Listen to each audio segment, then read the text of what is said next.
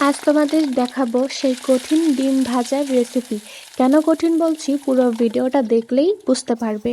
তো ডিম ভাজার আগে অবশ্যই ডিমটা ধুয়ে নিতে হবে। আজকের ডিম ভাজার উপকরণ হচ্ছে আলু, পেঁয়াজ, মরিচ, রসুন। রসুনের ফ্লেভার আমার খুব ভালো লাগে, তাই আমি দিয়েছি।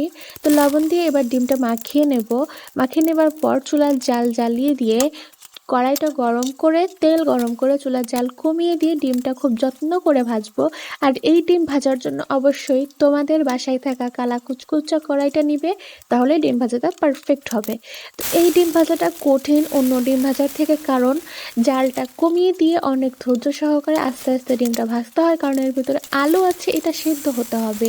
জাল বাড়িয়ে দিয়ে করলে আলুটা পুড়ে যাবে, এজন্যই এটাকে আমি কঠিন বলেছি। তো এই কঠিন ডিম ভাজাটা যখন পারফেক্টভাবে তুমি ভাজতে পারবে, তারপর গরম ভাতের সাথে খাবে, তখন তুমি বুঝতে পারবে ঠিক এই ডিম ভাজাটা কতটা অপূর্ব মজা।